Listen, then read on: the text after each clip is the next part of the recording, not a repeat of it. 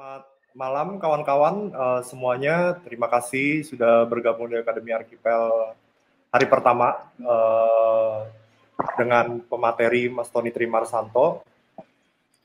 Jadi program ini ya Mas Tony pernah juga terlibat jadi pemateri di Akademi Archipel tahun lalu ya Mas ya. Ya, Mas. Beliau adalah seorang pembuat film dokumenter dan juga aktivis kebudayaan dan ya di Archipel itu kita selalu mencoba untuk memetakan baik itu dari pelaku-pelaku yang ada di ranah sinema atau film gitu. Baik dari kita lihat dari moda produksi, dari pendekatan estetikanya, atau eksperimentasi yang dilakukan, atau aktivisme yang dilakukan gitu. Nah, sehingga kita juga bisa melihat petaan dari pendekatan atau aktivitas yang ada di ranah kultur sinema di Indonesia secara umum gitu. Nah, Mas Tony ini kita juga sudah memberikan salah satu materinya yaitu salah satu filmnya Mas Tony Trimarsanto gitu, Renita yang nanti bisa kita bahas bersama kawan-kawan juga. Ya Mas Tony ini sosok yang konsistensi terhadap pilihannya atau baik dari keberpihakannya maupun moda produksinya, juga gerakannya di masyarakat berjejaring dengan banyak komunitas juga gitu, dan dengan dengan pemuda dan anak-anak muda gitu maksudnya. Ya dan kita akan ngobrol-ngobrol dari Mas Tony akan bercerita tentang kegiatannya dan film-film apa yang telah beliau pernah buat gitu, ataupun bagaimana caranya dia membuat tema-tema apa yang biasanya ia pilih untuk rekam dalam medium film gitu. Waktu dan tempat saya persilakan kepada Mas Tony Trimarsanto. Ya, terima kasih Mas Yuki. Ini lebar banget berarti ya kajiannya ya. Diskusinya lebar banget berarti ini. Selamat malam kawan-kawan semua. Selamat bertemu kembali. Yang pasti saya terima kasih ya sama Archipel ya.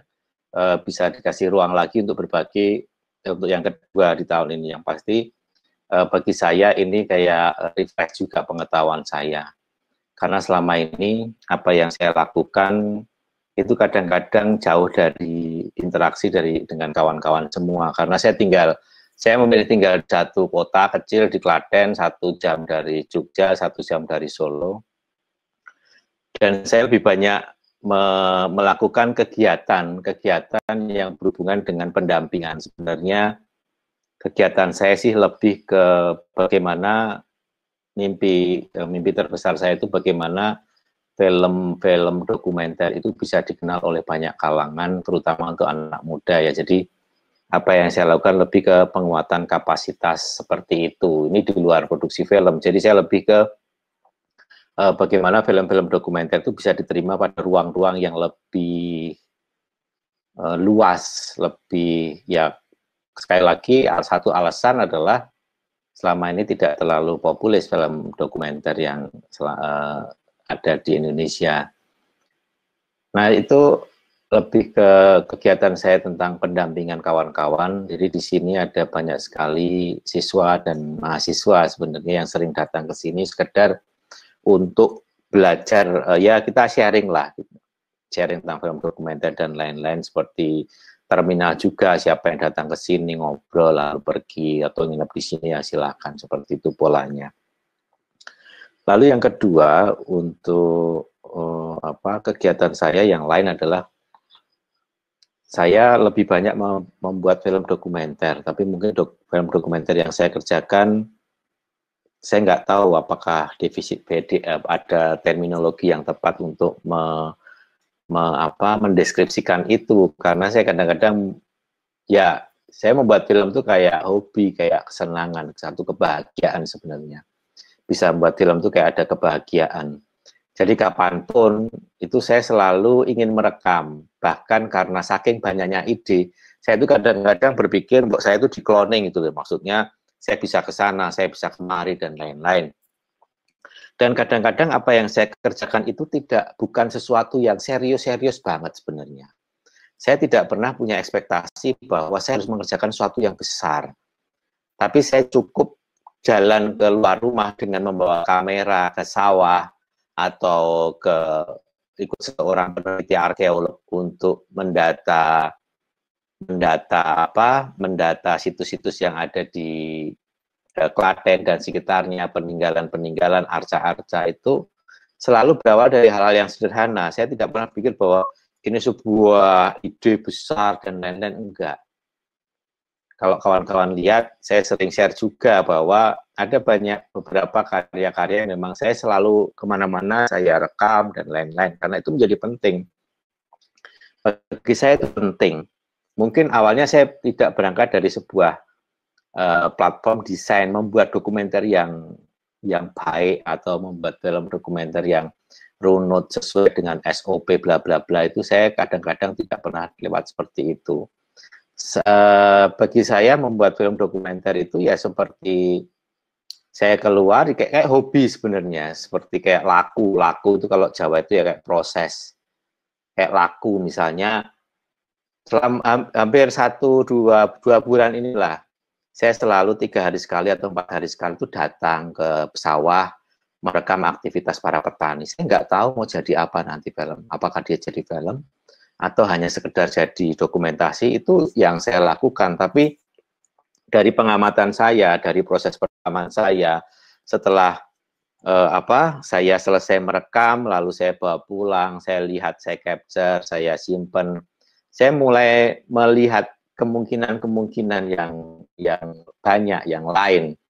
Bahwa apa yang kita rekam, apa yang saya rekam, itu kadang-kadang di awalnya bukan sesuatu yang menggoda secara kreatif untuk diiris lagi dalam deskripsi yang lebih detail.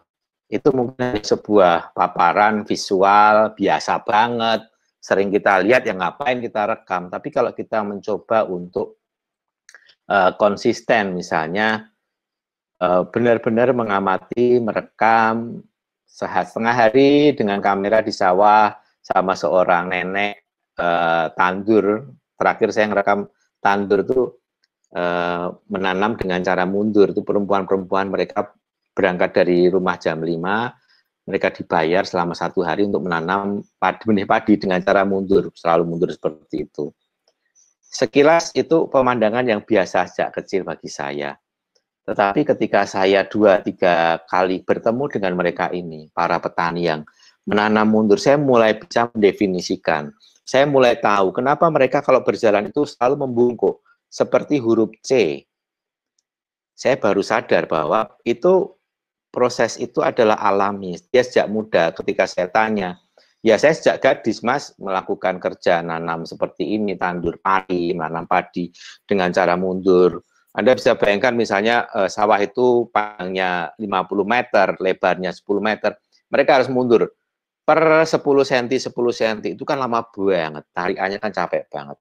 Ketika mereka selesai, mereka jalan itu semuanya bongkok, bla bla bla bla gitu. Nah, ini hanya satu contoh bahwa saya seringkali melakukan itu. Apa yang saya rekam, apa yang saya amati sehari-hari, itu kadang-kadang awalnya mungkin hal yang biasa, seperti juga kawan-kawan ketika mungkin seringkali lewat satu tempat bolak-balik ya biasa, tapi kalau kita mencoba untuk melihat, merasakan, merekam, itu sesuatu akan muncul yang berbeda. Nah, ini pola-pola yang sering saya lakukan akhir-akhir ini sebenarnya. Dan tentu pola-pola ini hal yang gampang banget dilakukan kok Mas, Mbak. Gampang banget, dan kalau saya yakin si kawan-kawan semuanya pakai sudah punya kamera dan lain-lain. Dan bagi saya itu menarik ketika semakin banyak orang itu punya kesadaran untuk merekam. Karena sekali lagi masa depan kita adalah masa depan bagaimana kita mengelola data, ada manajemen data. Dan audiovisual itu adalah satu data yang penting sebenarnya. Kita tidak bisa misalnya harus mencari, misalnya saya mau membuat film tentang keraton Jogja atau Solo tahun awal abad 19, saya harus pergi ke Belanda atau beli di Belanda dan lain, itu kan konyol banget sebenarnya. Tapi upaya-upaya untuk mendokumentasikan kota, mendokumentasikan kiri kanan kita yang sangat sederhana itulah, kalau kita kelola itu menjadi satu energi yang penting dan ada banyak pertemuan-temuan kreatif di situ juga. Kenapa ini menjadi penting? Karena saya selalu mengawali proses produksi film dari hal-hal seperti itu sebenarnya. Dari awalnya cuma main-main, tetapi kalau diseriusi menjadi tidak main-main, itu saya itu selalu seperti itu. Awalnya cuma ketemu sama orang, ada yang cerita, mas, di kampung saya ada loh laki-laki 12 istri. Wih, mengejutkan, laki-laki 12 istri.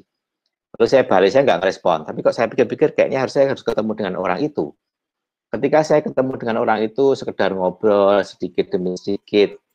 Nah, awalnya yang hanya sekedar perkenalan, ketika kita mencoba menggunakan analisa dan pengetahuan yang kita punyai, semuanya akan menjadi deskripsi ya, kayak ada konstruksi bangun yang kalau kita lihat itu punya kadar artistik dan estetis yang bisa disodorkan ke ruang publik dalam karya-karya sebenarnya. Saya selalu yakin bahwa merekam itu menjadi penting, bahwa merekam itu kan seperti mengikuti proses. Laku itu proses seperti laku, kita mencoba menjadi bagian dari peristiwa-peristiwa itu. Bagi saya tidak hanya sekedar merekam ketika setiap individu itu mempunyai kamera atau apa, tapi lebih ke bagaimana ketika proses interaksi awal itu pada akhirnya memunculkan deskripsi-deskripsi atau gagasan-gagasan yang lebih serius, yang pada akhirnya menjadi penting bagi orang banyak. Itu yang sering saya lakukan, karena bagaimanapun bahwa kita merekam tidak akan lepas dari apa yang kita sebut dengan misalnya soal ya membuat film lah. Kalau membuat film itu saya kadang-kadang ingin mencari yang sederhana, dekat,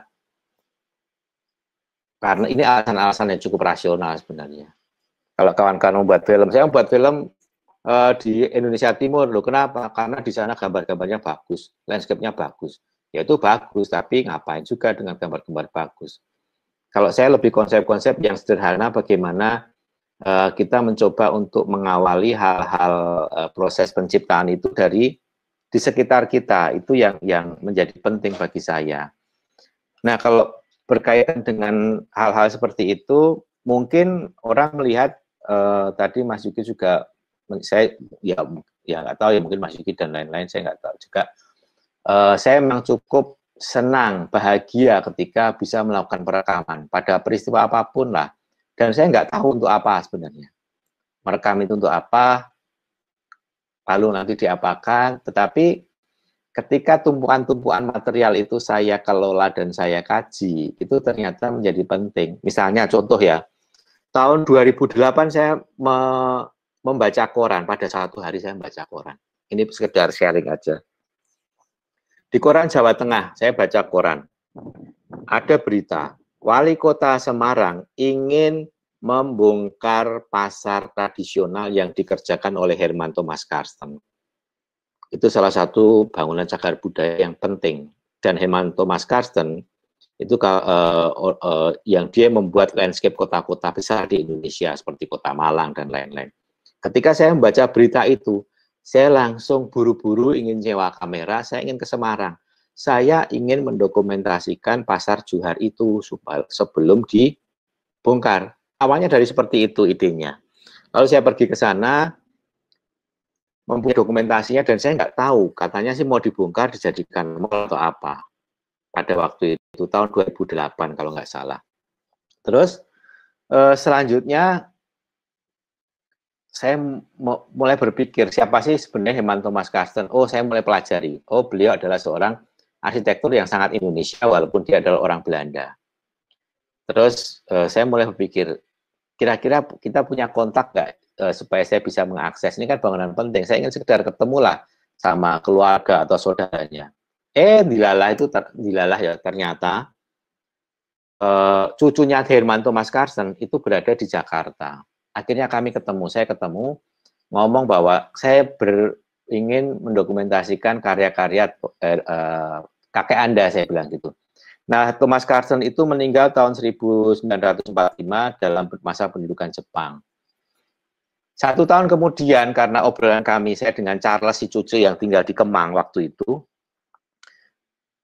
membawa saya ke pertemuan yang lebih serius lagi. Ternyata Charles mendatangkan Joris, Charles dan istri dan anaknya itu ke Jawa Tengah, ke Dieng.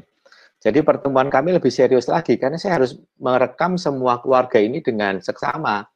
Akhirnya saya Charles dan Joris itu anak kedua dari Herman Thomas Carson. Pada waktu 2008, Joris sudah berumur 86 kalau nggak salah 84, sudah tua sekali. Jadi saya merekam perjalanan si Joris si anak ini untuk mengenang kembali peristiwa-peristiwa memori tentang ayahnya. Saya rekam, loh kok menjadi lebih serius lagi kan? Nah, lebih serius lagi, ya sudah, akhirnya saya tekuni, saya wawancara dengan arsitek, dengan profesor dari Australia, yang kebetulan ada acara di Jogja, dengan Lee O'Neill, dan lain-lain. Akhirnya rekaman saya yang awalnya main-main itu menjadi lebih serius lagi. Saya kelola lagi menjadi cakupannya lebih besar. Cuma problemnya adalah saya nggak punya duit. Saya nggak punya duit untuk menyelesaikan film itu. Terus apa yang terjadi? Ya, saya nggak tahu, zaman dulu kan belum ada semacam sistem pitching itu kan belum ada. Pitching kemana, pitching forum, pitching apa, itu kan belum ada. Saya cuma membuat satu proposal yang saya kalau nggak salah saya upload dalam blogspot atau apa gitu ya. Saya upload, saya edit film itu dalam durasi pendek, lalu saya upload. Nah, ketika saya upload, itu nggak ada respon. Di situ ada budgetnya, sekian juta untuk ini, bla bla bla. Ada deskripsinya detail banget. Dan kalau ada sponsor, saya maulah bekerja sama dan lain-lain. 1 tahun nggak ada respon, 1 tahun lagi nggak ada. Ya, akhirnya 8 tahun kemudian, itu baru ada orang ngasih duit. Tiba-tiba ada orang telepon.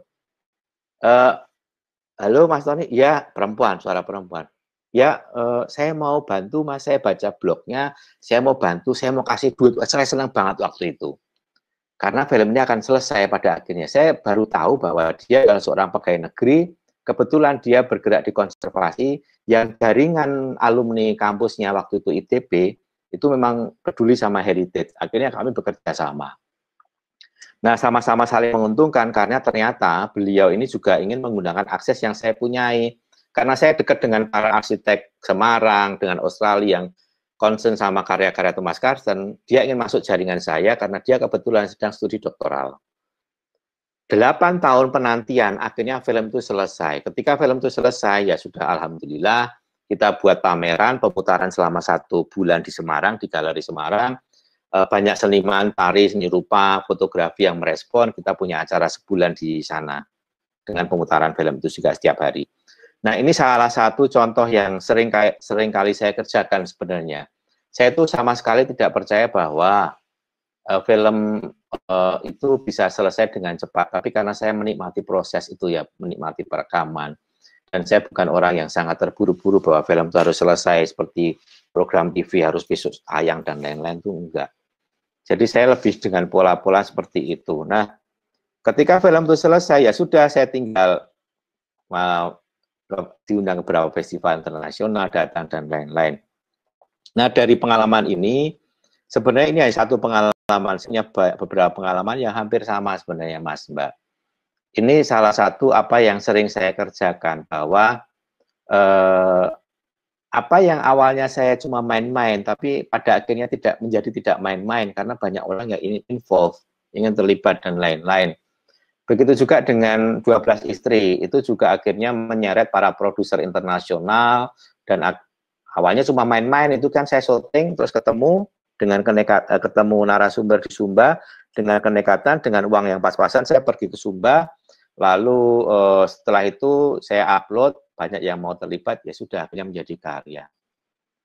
Nah, pola-pola seperti inilah yang seringkali saya lakukan, mungkin tidak banyak yang melakukan ini. Tetapi bagi saya ini sangat sesuatu yang seringkali menjadi satu kebiasaan saya, kewajaran saya. Atau 2 hari kemarin sore itu ada sekitar 7 orang datang ke sini. Mereka bilang, Klaten itu para arkeolog muda lah yang punya mimpi besar tentang kota Klaten. Saya nggak tahu mimpinya seperti apa. Cuma saya didatangi terus, Mas kita itu mau mengatakan bahwa Klaten itu banyak artefak, banyak arca-arcan, prasasti dan lain-lain. Gimana caranya? Itu awal kemarin kami melakukan sebuah hal yang awal sebenarnya. Saya diajak ke satu titik prasasti, kemudian lu kok menarik. Dan saya mulai untuk akan menyeriusi ini, artinya kayak napak tilas. Ternyata di sini ada apa, di sini ada apa, itu akan menjadi satu cerita. Selalu seperti itu sih. Kadang-kadang saya tidak berpikir kapitalis ya. Saya nggak berpikir soal duit, soal apa. Yang penting yuk kita rekam sama-sama. Untuk apa? Nggak tahu. Mau dikemanikan kita nggak tahu juga.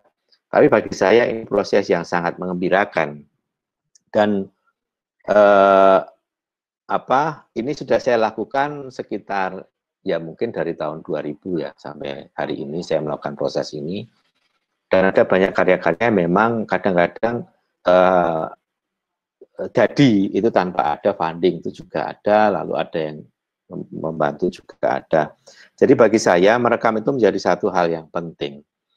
Menjadi satu hal yang sangat mendasar ya kalau kita berpikir bahwa masa depan kita adalah bagaimana kita mengelola data, bagaimana kita bisa mempunyai manajemen data yang bagus.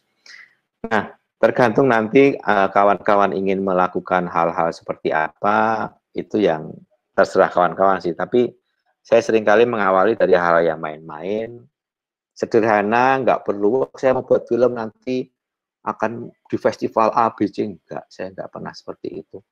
Saya sangat sederhana, ngerekam, yo jadi film, yo syukur, nggak jadi film, yo ditonton di ini aja. Gitu sih Mas, pengantarnya itu dulu ya Mas Yuki ya. Ya. Ya, siap Mas Tony. Terima kasih banyak. Ya. Ya, tadi sebelumnya juga pemateri sebelumnya adalah Mas Iva Isfansyah gitu. Yeah. Ada yang menarik gitu. Dia juga menekankan pada kata konsistensi gitu. Yaitu yang sepertinya juga Mas Tony lakukan sejak dulu ya. Semua dilakukan secara konsisten, secara bertahun-tahun dan maksudnya dengan kesadaran untuk merekam atau tadi meminjam kata-katanya Iva Isfansyah adalah membekukan waktu dulu gitu. Ya, terus kebetulan juga kan partisipan Akademi Archipel ini juga berasal dari berbagai komunitas dari 9 lokasi gitu. Ada dari Jakarta, ada yang dari Solok, ada yang dari Lombok, dari Bandung, ada yang dari Samarinda, ada yang dari Palu, dari Timika, yang mereka masing-masing sudah berkegiatan baik. Ada yang memang fokusnya adalah tentunya ada yang fokusnya produksi film atau apresiasi dan lain-lain gitu. Kalau Mas Tony sendiri gitu, tadi kan sempat diutarakan sama Mas Tony ya sebelum tadi mulai ya lagi sibuk tentang programnya yang rekam pandemi dan juga kebetulan juga melibatkan berbagai komunitas gitu di seluruh penjuru Indonesia gitu. Mungkin tolong bisa berbagi dengan kawan-kawan tentang program itu gimana? Jujur program ini itu lahir dari kondisi ya ketika pandemi ini muncul. Saya sendiri ngalami sih, pada waktu itu saya berangkat ke Palu, besok mau syuting, malam itu juga harus pulang karena kondisi seperti ini dan tidak ada aktivitas birokrasi dan lainnya yang bisa direkam. Nah saya pulang, saya pikir bahwa mungkin tidak hanya saya, pasti ada banyak sekali kawan-kawan yang mengalami hal yang sama seperti saya. Pekerjaan ditunda, pekerjaan di cancel dan lain-lain. Lalu kebetulan ini kan ada kawan-kawan dokumenter sudah punya asosiasi ya Mas ya. Lalu dari asosiasi ini menginisiasi ke Dirjen Kebudayaan bagaimana kalau kita merekam peristiwa yang saat ini terjadi. Karena tidak akan mungkin lagi terjadi 100 tahun yang lalu, atau 50 tahun lagi, atau 100 tahun lagi. Ini peristiwa langka. Paling tidak dalam proses seperti ini ada banyak perubahan, ada banyak kejutan, ada banyak adaptasi yang gagal ataupun berhasil. Itu kan penting untuk direkam sebenarnya. Nah, berangkat dari peristiwa-peristiwa tentang perubahan sosial itu, lalu muncullah keinginan untuk mengelola kawan-kawan yang tersebar jaringan di semua daerah, itu untuk ikut program ini. Programnya seperti apa? Programnya adalah merekam perubahan apa yang terjadi. Program rekam pandemi pada intinya adalah ingin merekam perubahan-perubahan sosial, bukan dari perspektif bagaimana sih orang itu menjadi tidak berdaya, bagaimana sih dari perspektif korban itu enggak sama sekali. Tapi bagaimana ada perubahan situasi, tapi justru memunculkan daya tahan baru dan eksplorasi yang lebih lagi. Misalnya ketika program ini muncul, baru kita melihat bahwa ada banyak sekali misalnya peninggalan-peninggalan non-kebendaan, syair, lagu, itu yang ritual yang kembali lagi rediscovered ya Mas ya, diungkapkan kembali dalam kondisi seperti ini, karena ini menjadi penting. Nah, temuan-temuan kawan-kawan di seluruh Indonesia dari Aceh sampai Papua itu lah yang pada akhirnya menjadi material yang dikelola bersama-sama lalu ditayangkan di stasiun televisi. Sebenarnya semangatnya hampir sama sih Mas, bahwa mereka itu menjadi hal yang sangat penting. Bahwa kita punya dokumentasi itu menjadi satu hal yang kalau bagi saya itu wajib ya. Karena jujur 2-3 hari ini saya sudah mengcapture Mas, itu ratusan kaset mini DV seperti ini. Mini DV ini saya kerjakan dari tahun 90-an akhir, banyak sekali ribuan.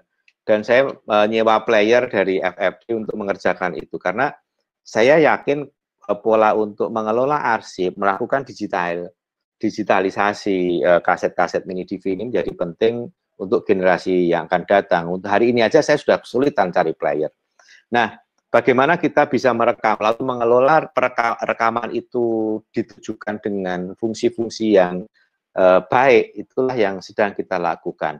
Sejauh mana bahwa nanti rekaman-rekaman ini menjadi berguna, mungkin generasi yang akan datang. Pada hari ini kita akan menyepelekan rekaman itu, mungkin ya, tapi pada akhirnya kita tidak akan pernah bisa. Dan hal yang sama juga saya lakukan 2 bulan ini di rumah adalah merekam perubahan perilaku anak-anak saya di rumah. Jadi polanya sangat sederhana. Saya meletakkan kamera mirrorless di meja makan, atau saya akan menggunakan handphone. Siapapun boleh merekam siapa tentang aktivitas mereka. Nah, ketika berjalan 20 hari, 30 hari, saya melihat ini menarik kalau kita kelola menjadi cerita atau apa. Tapi yang pasti fungsinya adalah bagaimana kita menemukan hal-hal yang menarik, hal-hal yang intim, hal-hal yang tidak biasa pada situasi-situasi yang tidak biasa juga. Ini kan situasinya tidak biasa, bagaimana kita memperlakukan ini menjadi sesuatu yang penting dan berharga. Nah, pola rekam pandemi itu memang berangkat dari bagaimana kawan-kawan seluruh Indonesia itu bisa mengelola, melakukan perekaman dengan baik pada wilayah-wilayah yang mereka punyai. Jadi ini jujur ini sebuah jaring pengaman sosial dari pemerintah yang mungkin tidak besar tapi cukuplah untuk kawan-kawan seluruh Indonesia.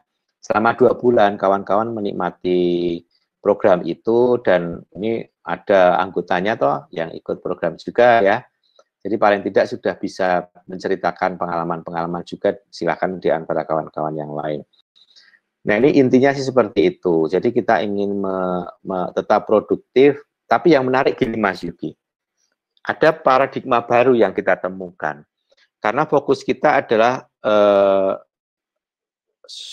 lokal, kecil skupnya tapi fokus. Kita tidak lagi produksi film itu harus ke titik yang indah, gambar pemandangannya enggak, landscape-nya yang beautiful kayak di Sumba, kayak di postcard-postcard itu enggak. Tapi bagaimana kita membuat perekaman itu dari kiri kanan kita, samping belakang rumah kita. Nah, ini paradigma baru yang saya lihat ini menjadi pola yang menarik. Kalau kita lihat misalnya program-program produksi dokumenter yang sebelum ada pandemi ini kan hebat-hebat ya, maksudnya hebat-hebat dalam tanda kutip itu secara equipment, secara duit juga luar biasa, pasti kan seperti itu. Nah, pola rekam pandemi ini ada satu paradigma ketika kawan-kawan itu mencoba satu formula yang kita kenalkan bahwa kalian harus syuting itu di skala maksimal, nggak boleh di radius 30 kilo, nggak boleh berada di lokasi yang jauh. Makanya temuan-temuan kawan-kawan ini menjadi satu kajian yang menarik kalau ingin didalami. Karena apa yang kita lakukan tuh nggak perlu jauh-jauh kok kalau syuting itu. Paling tidak menyadarkan bahwa kreativitas itu ada di depan kita kok. Kreativitas itu nggak perlu dibuat di Jakarta misalnya, kalau bicara politik. Nggak perlu kalau buat film lingkungan itu harus kita menemukan limbah, bocoran limbah dari sebuah pabrik, itu nggak juga. Kita bicara dari hal-hal yang sederhana di rumah kita, bagaimana kita bisa merelasikan apa yang kita gelisahkan dalam struktur bercerita, dalam struktur mengemas seperti itu. Jadi rekam pandemi ini akan berjalan sampai pertengahan Juli, Mas, dan akan ditayangkan di stasiun TV. Setiap minggu itu ada sekitar 900 footage material mentah yang bercerita. Kali 8 minggu, berarti ada 7.200 cerita. Kita nggak tahu mau dikemanakan itu nanti. Tapi yang pasti ini menjadi satu arsip nasional dan kemarin idenya adalah ini akan menjadi heritage juga sebenarnya. Heritage auditif, gambar juga yang mungkin kalau suruh ngulang lagi nggak mungkin bisa ketika kota sepi, ketika ya semuanya menjadi sesuatu yang luar biasa lah. Makanya bagaimana kita bisa berperan dalam situasi-situasi seperti ini, lalu kita mempunyai arsip kearsipan itu yang kita lakukan lewat program rekam pandemi ini, Mas Yuki.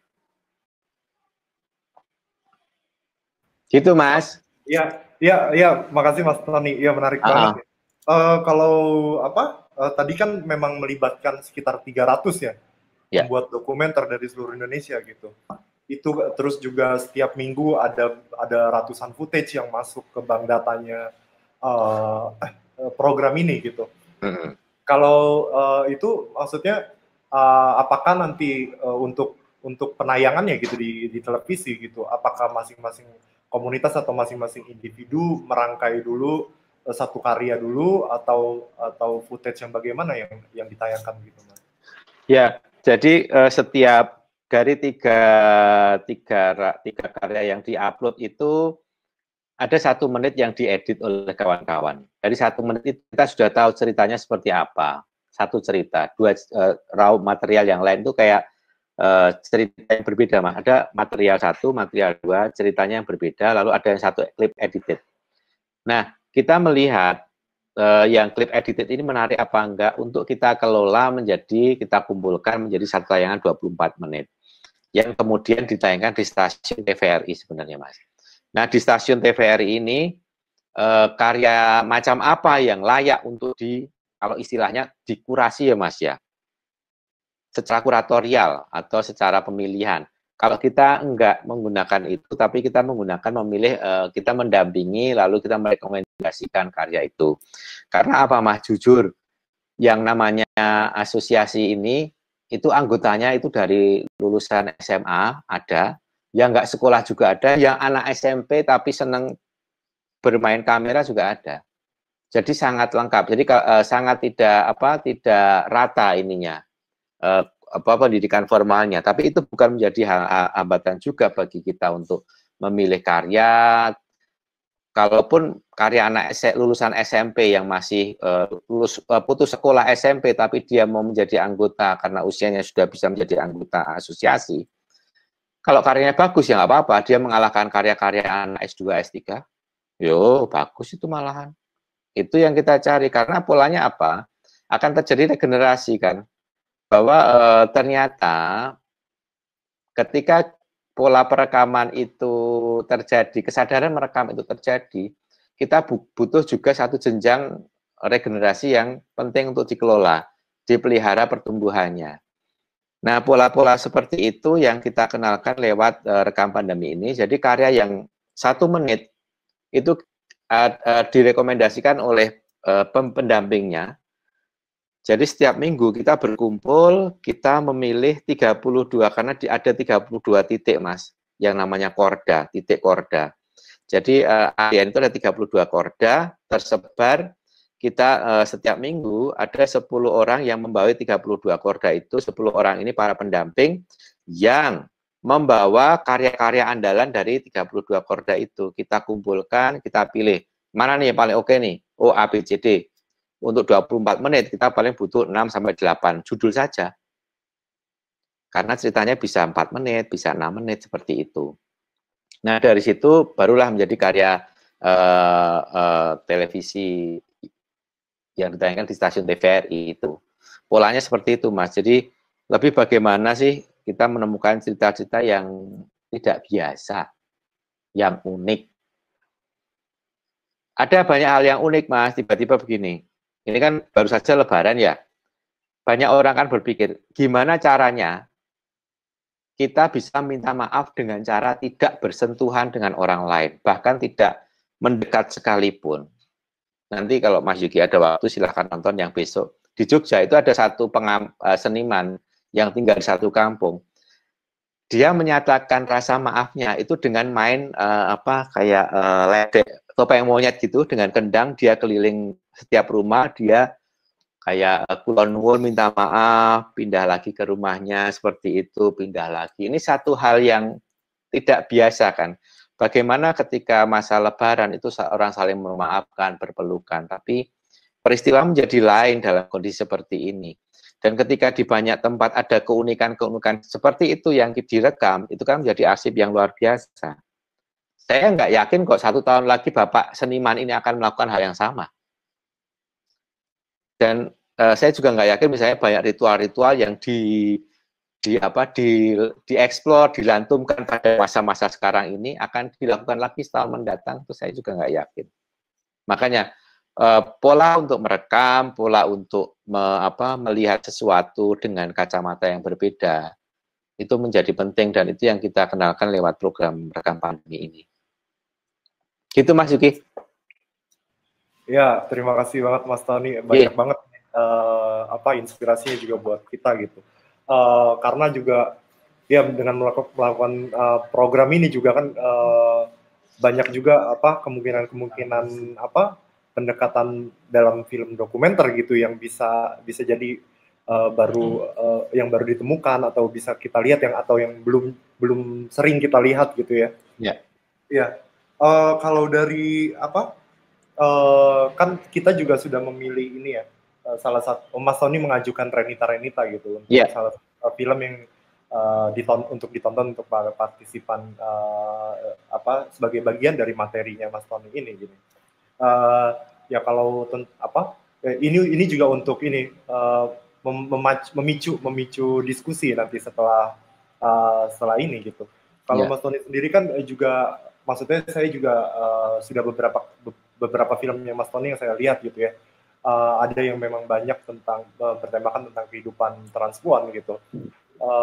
Dan ini adalah salah satu film yang 2006 yang cukup mungkin ya masih cukup sudah lama gitu Mas Tony udah beberapa tahun yang lalu gitu. Ya juga ada mangga golek yang jatuh di pohon dan lain-lain gitu. Kalau Mas Tony sendiri kalau boleh bercerita tentang tema-tema apa atau bagaimana sih misalnya dapat ide tentang tema dokumenter yang Mas Tony biasa angkat itu? Ya, jadi Renita itu kan saya kerjakan tahun 2006 ya, sekarang 2020. Saya nanti silakan kawan-kawan dijawab. Ada perubahan nggak sih dari ketika film itu saya launching tahun 2006, lalu sampai sekarang itu apakah ada perubahan dalam masyarakat kita memandang transpuan atau waria? Saya kira kawan-kawan akan menemukan jawaban yang sama bahwa kondisinya memang nggak ada perubahan seperti itu. Saya selalu tertarik untuk mengerjakan hal-hal yang memang tidak sering diekspos. Saya justru menghindari pada isu-isu yang banyak dikerjakan oleh kawan-kawan yang lain. Saya mencoba tidak bermain pada wilayah-wilayah itu, karena bagi saya sudah ada yang mengerjakan, dan saya harus mengerjakan hal yang lain agar saling melengkapi, seperti itu cara berpikir saya. Jadi apa yang menarik bagi saya itu selalu berhubungan dengan apa yang berkaitan dengan pertama memori kolektif, memori saya atau memori kolektif di ruang personal saya, sekitar saya, komunitas saya, itulah yang seringkali yang saya eksplor. Nah, bicara tentang bagaimana saya menemukan ide, lalu bagaimana saya mengeksekusi ide itu, kadang-kadang ini menjadi satu hal yang gampang sebenarnya dilakukan sih Mas Mbak. Jadi saya selalu berpikir bahwa bagaimana menemukan ide. Saya selalu menimbang bahwa ide yang layak untuk film itu ya sesuatu yang memang dia mempunyai daya pikat, daya unik, keunikannya ya. Jadi sejauh ada keunikannya, itu bagi saya itu penting untuk dibuat film. Unik maksudnya, dia menjadi sesuatu yang tidak biasa ketika kita bawa ke ruang percakapan, ruang sosial yang lebih besar misalnya. Seorang anak yang, kalau renta-renta itu kan seorang anak yang memilih menjadi transpuan, akhirnya diusir sama bapak ibunya dan tidak boleh pulang ke rumah. Padahal dalam kitab-kitab manapun, itu kan tidak ada kan orang tua yang durhaka sama anak. Tapi kalau anak durhaka sama orang tua itu kan banyak. Cuma kalau orang tua durhaka sama anak itu kan jarang. Nah, bagi saya ini kan penting untuk dikelola bahwa ini cerita. Nah, itu yang sering kali saya sebut cerita itu seperti itu, bahwa sesuatu yang tidak biasa, sesuatu yang unik itu penting untuk dibuat film. Lalu apakah hanya sekedar proses seleksi unik saja bagi satu ide film bahwa itu akhirnya layak untuk dibuat? Ternyata tidak juga. Sebuah ide layak untuk dibuat film itu paling tidak dia berkorelasi dengan hal yang lain. Misalnya selanjutnya adalah ada nggak cerita yang kuat ketika kita melakukan eksplorasi itu. Jadi selain unik, ada nggak cerita di dalamnya, konflik-konflik situasional seperti apa yang bisa dikelola dan bisa di-sharekan ke penonton. Maksudnya, saya kembali lagi ke ide yang tadi saya lontarkan. Kalau orang tua durhaka sama anak itu jarang, tapi kenapa terjadi di ide film Renta Renita? Itu cerita. Lalu yang ketiga adalah bahwa sebuah ide itu layak dan bisa untuk dibuat film, itu harus ada pertimbangan soal aksesibilitas. Akses, kita punya akses nggak ke situ? Wah, saya itu idenya bagus, Mas. Ini nanti kalau mau dibuat film pasti akan menang di festival dan saya diundang kemana-mana ini. Terus lokasinya di mana? Lokasinya di Papua. Punya akses enggak? Enggak. Jadi kita harus berpikir tentang akses. Dari mana kita bisa masuk. Lalu yang selanjutnya ada soal posibilitas menyangkut keuangan. Tadi saya ceritakan bahwa idenya bagus tapi di Papua, sementara kita tinggal di Jawa. Berarti kita butuh dana, posibilitasnya seperti apa, soal aksesnya ini enggak nyambung juga enggak. Nah, soal aksesibilitas itu menjadi hal yang penting juga. Bagaimana kita mencoba untuk masuk ke ruang yang paling intim, yang paling dalam setiap proses produksi. Lalu muncul pertanyaan, apakah semua film yang saya kerjakan itu terakses secara bagus? Artinya saya kenal mereka di awal secara intim, itu enggak juga sebenarnya. Jadi pada awalnya, ketika saya membuat film Renita, saya tidak kenal Renita.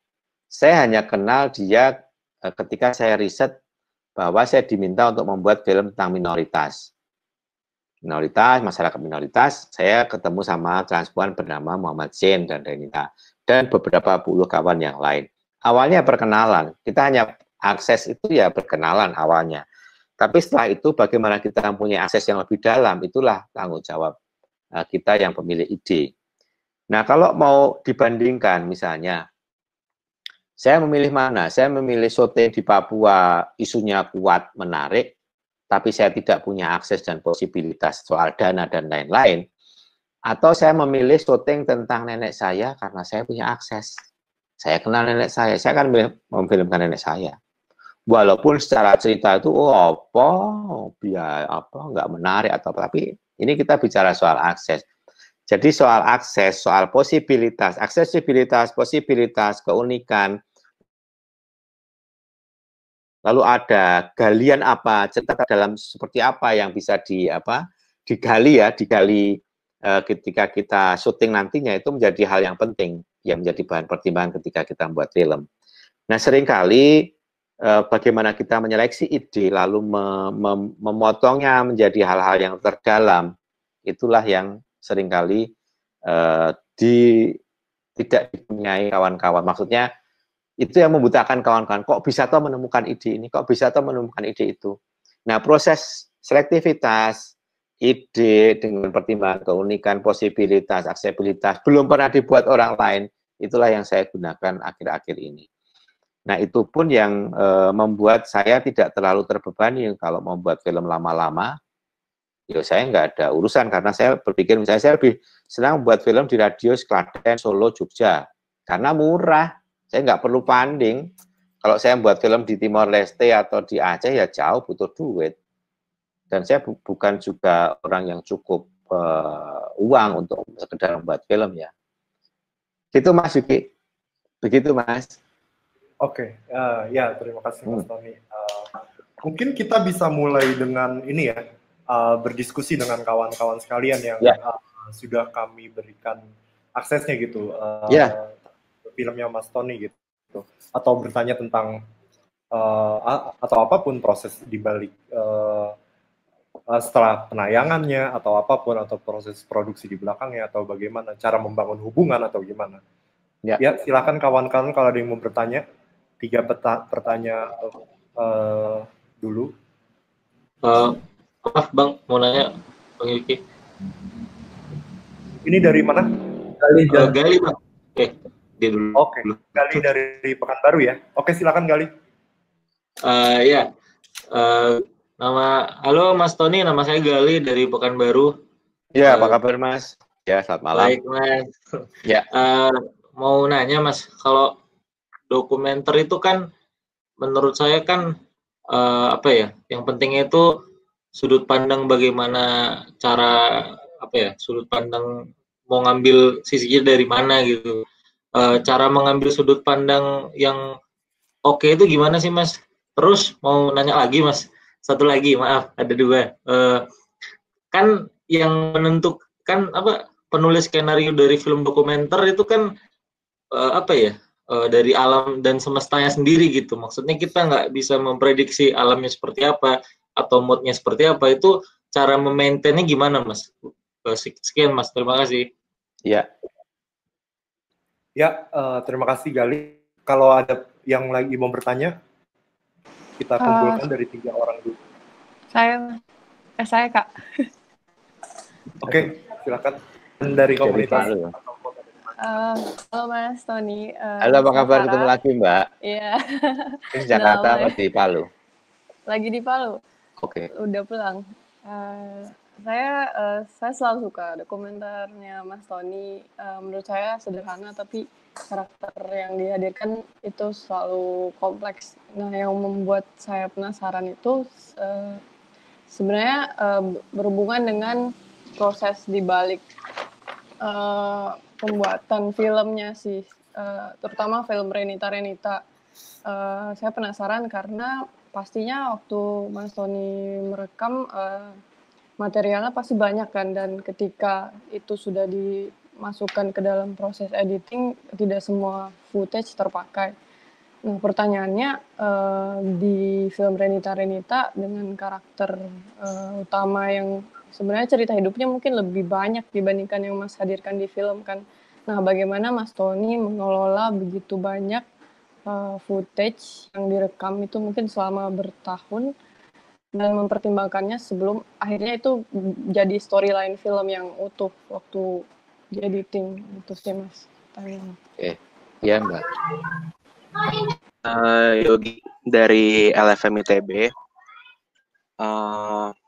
Malam Mas Tony, malam teman-teman semua. Malam. Ya. Aku mau nanya singkat aja sih mungkin tentang mungkin referensi estetika Mas Tony di awal ketika memutuskan untuk membuat sebuah film dengan approach yang mungkin cukup beda gitu ya dengan film-film konvensional lainnya atau mungkin film dokumenter lainnya. Misalkan kayak tanpa ide awal kayak tadi Mas Tony bilang, kayak ya udah kayak emang karena Mas Tony rekam aja terus sampai nanti akhirnya terbentuk narasi sendiri sampai akhirnya dijadikan sebuah karya dan ditonton oleh orang-orang. Itu kan menurut saya ya mungkin bisa dibilang cukup spesial dan berbeda gitu ya dibanding approach filmmaking lainnya. Mungkin bisa diceritain Mas kayak ide awal hingga terbentuknya kayak estetika filmmaking yang dari Mas Tony lakukan itu sendiri? Mungkin apa ada referensi atau ada cerita unik sendiri mungkin? Karena saya cukup tertarik sih dengan apa namanya filmmaking yang tipikal-tipikal gerilya atau seperti Mas Tony gitu sih. Sekian, makasih. Ya. Oke Mas. Ya. Terima kasih Yogi. Jadi yang pertama ya soal cara pandang, sudut pandang kan. Dalam dokumenter itu yang ideal seperti apa? Kalau kita bicara sudut pandang, itu ya itu suatu hal yang sangat penting dalam film dokumenter. Kalau kawan-kawan, kalau saya membuat film tanpa sudut pandang, itu ya nggak usah buat film aja, buat film dokumentasi aja. Sudut pandang itu adalah kemampuan kita berdiri secara jelas pada siapakah kita sebenarnya dengan karya itu. Pada titik mana kita berdiri dan berani mengatakan bahwa saya berada di pihak Renita misalnya, atau berada di pihak yang mana. Jujur bahwa mungkin ya kawan-kawan sudah membaca ataupun membuka banyak referensi, bahwa proses membuat film dokumenter itu kan tidak hanya sekedar seperti kerja-kerja jurnalistik. Di situ juga ada bagaimana kita bisa teguh memilih sikap. Nah, ini yang paling penting dalam film dokumenter. Bukan berarti bahwa dokumenter tidak menggunakan formulasi jurnalistik 5W1H, itu enggak juga. Cuma yang membedakan adalah keberpihakan kita. Bagaimana kita mempunyai sikap terhadap satu peristiwa. Kawan-kawan mungkin akan, tolong dibayangkan, sudah nonton film Renita semua ya ini ya. Tolong dibayangkan. Kalau dalam film Renita itu saya hadirkan Satpol PP yang mengejar-ngejar Renita, apa yang akan terjadi? Pada akhirnya orang ketika selesai nonton, kok kayak tayangan TV ya, seringnya seperti itu, menggunakan cover both side. Pasti kan seperti itu jawabannya. Nah, hal-hal seperti ini seringkali digugatkan ke saya. Kamu membuat film tentang korban, tapi kamu tidak pernah klarifikasi kepada pelaku. Saya bilang, ini Renita adalah film yang digugat kedua. Film saya yang pertama tentang judulnya The Dreamland, Tanah Impian, silahkan searching nanti. Itu tentang perjuangan masyarakat Porsea era 90-an di melawan satu pabrik besar. Ada banyak korban di pihak masyarakat. Lalu ketika film itu selesai, saya putar. Orang tanya, loh kok kamu nggak konfirmasi sama pelaku yang membunuh orang-orang itu, pihak pabrik?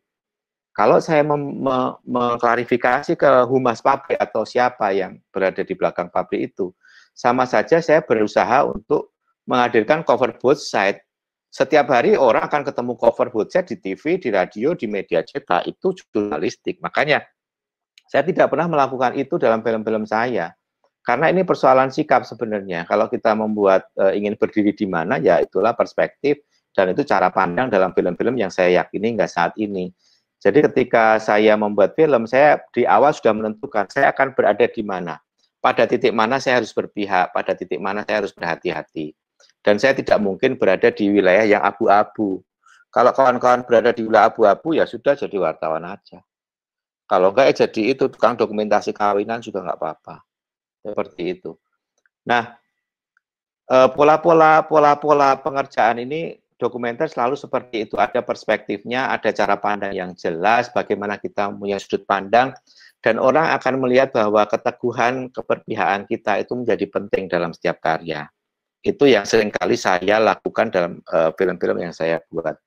Itu Mas, itu yang pertama. Yang kedua tadi soal melakukan scripted ya, bagaimana dokumenter itu kan selalu berubah. Bagaimana kita bisa menskripkan apa yang ingin kita kerjakan, karena ini berkaitan dengan struktur kerja, sistem, tool, dan lain-lain. Ya, itu kalau dalam dunia akademisi mungkin seperti itu ya, apalagi kalau ada kliennya. Kalau Anda mau buat film, ya ceritanya mana, strukturnya mana, itu kan harus kelihatan dulu. Tapi kalau saya selalu berpikir bahwa ketika saya buat film dokumenter, itu pasti ada hasil riset. Ada hasil riset yang tertulis, itulah yang itu akhirnya nanti tertulis dalam skrip atau syuting skrip menjadi panduan kerja saya. Sebenarnya tulisan dalam skrip, syuting skrip ataupun skrip yang kita tulis hasil riset itu hanya panduan kerja. Saya tidak pernah membatasi bahwa apa yang akan saya syuting itu sesuai skrip, itu nggak pernah. Kalau sampai sesuai dengan itu ya sudah membuat film fiksi aja atau iklan yang ada kliennya, itu mungkin lebih tepat ya. Tapi kalau dalam dokumenter, ketika riset, saya selalu sepakat bahwa apa yang saya syuting nanti itu adalah sesuatu yang organik, yang berubah, yang melompat, dan saya harus siap ada perubahan-perubahan itu sebenarnya. Nah, ketika kita siap dengan segenap perubahan, lalu kita tidak meyakini ini menjadi satu hal kerja yang kaku, lalu muncul pertanyaan berikutnya, berarti yang kita lakukan riset nggak ada gunanya dong? Ya berguna saja, artinya begini, ketika kita melakukan riset itu kan hanya satu cara kerja ketika kita ingin menguji asumsi yang sudah kita lontarkan di awal. Ketika kita menemukan ide, berarti kan teman-teman berasumsi bagaimana asumsi ini cukup rasional dan bagaimana ini cukup bisa diperdebatkan, butuh proses riset. Riset adalah upaya untuk melakukan menguji asumsi yang akhirnya memunculkan hipotesa. Kalau nggak salah gini ilmiahnya ya. Nah, seperti itu. Nah, pola untuk menemukan hipotesa yang akhirnya tertulis dalam skrip itu adalah proses cara kerja yang sangat standar lah dalam proses membuat film. Makanya skrip biasanya dia hanya menjadi satu panduan kerja. Saya tidak pernah berpikir bahwa apa yang saya kerjakan itu sangat scripted. Pokoknya nanti ceritanya harus gini, enggak juga, karena saya sedang mengikuti subjek-subjek yang hidup dan bergerak, di mana ada ruang respon, ada empati, lalu ada kemampuan meningkatkan hubungan dan lain-lain. Itu yang selalu saya pahami. Jadi saya tidak berpikir baku, apalagi kalau kita sepakat bahwa dokumenter itu kan selalu penuh dengan kejutan. Nah, kejutan-kejutan ini yang membuat saya nggak ngantuk sebenarnya kalau buat dokumenter. Misalnya tiba-tiba syuting sudah janjian, pemainnya hilang, itu kan biasa banget. Nah, itu hal-hal yang sering saya temui ketika dalam produksi dokumenter. Jadi dokumenter itu selalu saya asumsikan sebagai satu kerja yang penuh kejutan, dia spontan, kadang-kadang tidak bisa didesain, kecuali bahwa kita bisa menemukan satu hipotesa lewat riset yang kita lakukan. Dan proses riset dalam film dokumenter pun bagi saya baru selesai ketika film itu selesai dan di-screening ke publik, itu risetnya baru selesai. Artinya apa? Nah, selama proses pengerjaan film itu saya selalu riset, saya masih riset, saya masih mencari yang terbaik, formulasi yang terbaik, cerita-cerita yang terbaik. Nah, itu makanya saya tidak pernah menjadikan skrip hasil riset itu menjadi acuan yang baku, kecuali ada kliennya yang ngasih duit. Loh kok nggak kayak gini mas, nanti nggak saya bayar. Nah itu kalau saya itu langsung hormat. Seperti itu sih mas ya, yang pertama ya. Terus yang kedua Mbak Faradi, ya gitu ya mas ya, cukup ya, nanti kita sambung lagi kalau belum jelas. Oke, Mbak Faradila. Mbak Fadila ya, Fadila tadi tanya. Sarah Mbak Sarah ya, Mbak Sarah Hadila. Sarah Hadila ya, harus sedikit nggak apa ya mas ya, udah malam juga kok ini. Jadi Mbak Sarah bertanya tentang seperti apa sih footage yang saya kelola. Jadi dua film saya yang Renita, yang kedua judul Mangga Golek, kebetulan durasinya panjang ya, 98 menit, dan waktu Mas Yuki kemarin tanya, saya nggak punya waktu untuk ngupload yang 98 menit. Terus selama syuting prosesnya adalah saya mempunyai, waktu itu syutingnya saya masih menggunakan kamera mini DV Sony PD170 Mbak. Mudah-mudahan masih ditemukan di museum kampus atau mana ya Mbak ya.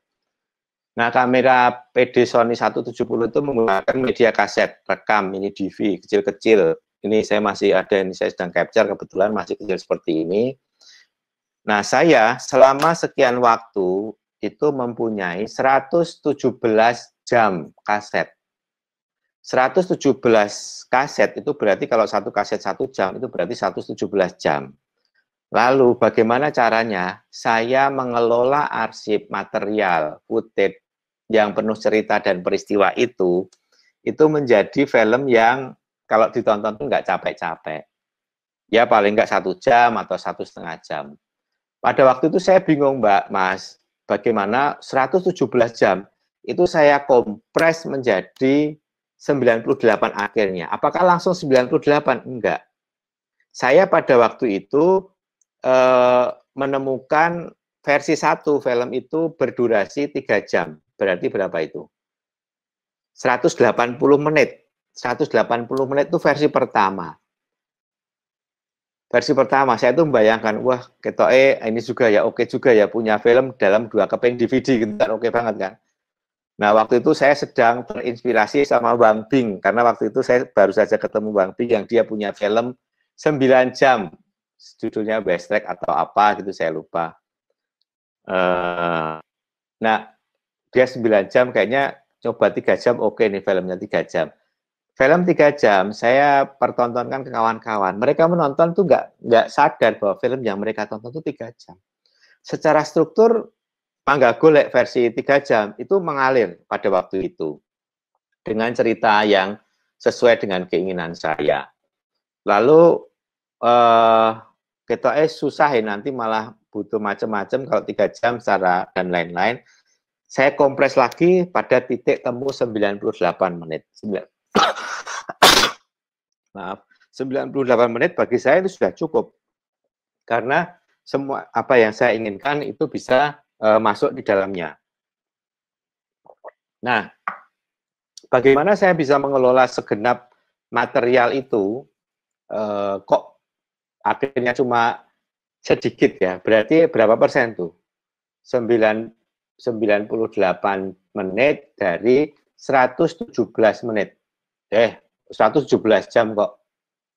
Berarti mungkin 0, sekian persen yang saya ambil material itu. Caranya gimana?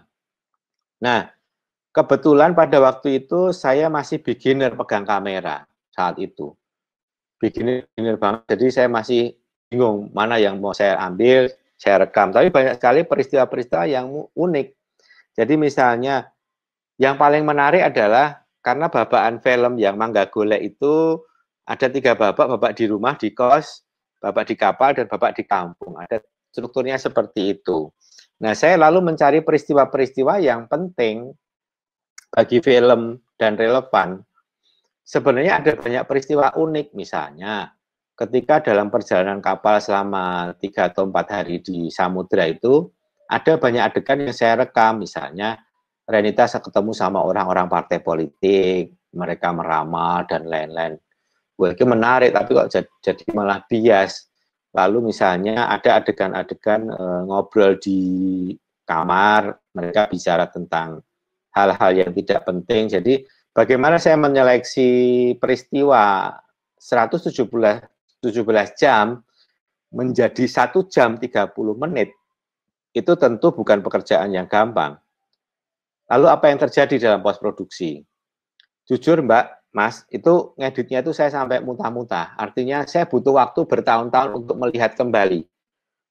Nonton, bosen, tinggal 1 bulan saya nggak ngedit, nonton lagi, sudah lupa, mulai ngedit lagi. Bosen lagi, ditinggal lagi. Jadi pola strukturnya seperti itu. Tetapi selama itu saya sudah punya kerangka cerita. Jadi kembali lagi bahwa ke pertanyaan pertama tadi sebenarnya, seperti apa sih kita ingin membuat film itu? Statementnya seperti apa? Untuk Renita dan Mangga Golek itu 2 cerita yang berbeda. Renita hanya bicara tentang identitas transpuan. Tetapi Mangga Golek, saya lebih cerita ke bagaimana seorang manusia, seorang laki-laki desa, akhirnya menjadi transpuan waria di Jakarta, dia pulang kampung. Jadi kayak saya ingin menyoroti mentalitas pemudik itu kayak apa sih? Itu aja, sederhana itu kok. Kalau nanti berkaitan dengan kehidupan ketranspuan kewarianya ya nggak apa-apa juga. Tapi intinya itu, tapi dari core besar itu, bahwa ini kisah seorang yang tinggal di Jakarta, pulang ke kampung, itu aja, selesai. Nah, ada cabang-cabang ceritanya apa? Oh, dia punya teman 25 tahun, dia masih dilempari telur busuk di kampungnya, di Desa Pulu misalnya. Sekarang sudah berubah, setelah 25 tahun kemudian, temannya yang namanya Ojan, dia laris secara komersil karena dia punya salon. Nah, proses seleksi footage yang banyak itu tentu sebuah kerja yang melelahkan ya. Tetapi paling tidak, itu akan tertolong ketika saya sudah punya struktur baku. Bagaimana saya bisa berpihak, bagaimana saya bisa mempunyai sudut pandang dari apa yang ingin saya kerjakan. Tetapi sekali lagi, kalau ada pertanyaan, berarti ada skripnya nggak Mas, film-filmnya Tony, Mangga Golek dan lain-lain? Nggak ada. Jujur, saya nggak pernah untuk karya-karya yang tidak ada sponsornya, tidak ada fundingnya, saya tidak pernah membuat skrip. Justru ini kan yang tidak diamini oleh kaum akademisi, itu pasti.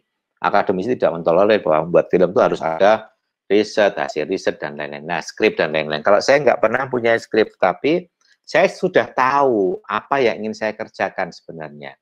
Karena bagi saya, skrip itu hanya alat komunikasi kepada orang lain yang memang membutuhkan. Ketika ada editor, saya akan menggunakan editing script untuk berkomunikasi dengan beliau. Ketika ada funding, saya akan menggunakan outline itu juga untuk berdiskusi dengan tim. Tetapi kembali lagi bahwa kerja film kan kerja tim ya, idealnya kan seperti itu. Saya paling tidak mempunyai coret-coretan yang bisa dipahami oleh departemen-departemen lain tentang peristiwa-peristiwa apa yang dibuang dan tidak dibuang itu, Mbak. Jadi bagaimana kita menentukan materi itu penting dan tidak penting itu dari sejauh mana dia berelasi dengan ide besar yang kita punyai. Sejauh mana ini mampu menimbulkan misalnya grafik dramatik yang turun naik, grafik dramatik yang mengejutkan misalnya, atau struktur itu menjadi mempunyai makna ketika peristiwa ini kita pakai dan tidak kita gunakan. Ada pertimbangan-pertimbangan seperti itu, Mbak. Jadi memang ini yang saya lakukan. Dan pola pengerjaan Mangga Golek dan Renita itu berbeda sekali. Mangga Golek saya kerjakan dari tahun 2007, baru selesai 2012. Setelah melalui proses muntah-muntah, editing, bongkar pasang, dan lain-lain. Lalu kalau Renita, itu syutingnya dari jam 7 pagi sampai jam 2 malam. Sehari saja selesai. Tidak terlalu banyak footage kalau Renita itu. Nah, yang membedakan ini yang Mangga Golek secara waktu lebih lama. Jadi, bagaimana kita memilihnya? Ya, sesuai dengan kepentingan statement ide yang kita ingini, Mbak Sarah. Itu sih yang menjadi faktor utama ketika kita memilih peristiwa mana yang ingin kita buang dan penting tidak penting. Nah, menjadi persoalan yang sangat berat bagi saya pada waktu itu adalah, saya itu kan yang pegang kamera iya, yang edit juga iya. Makanya dibuang sayang. Jadi, karena tahu proses pengerjaannya begitu sulit, saya harus bangun pagi, harus standby kamera sejak pagi. Kadang-kadang membuang gambar itu menjadi sulit. Nah, makanya pentingnya menghadirkan editor, menghadirkan kerja tim ya seperti itu. Bagaimana kita cukup tega terhadap materi yang dibuang dan tidak dibuang itu. Ketika ada partner kreatif, itu paling tidak kita menjadi lebih objektif memandang cerita yang kita punyai.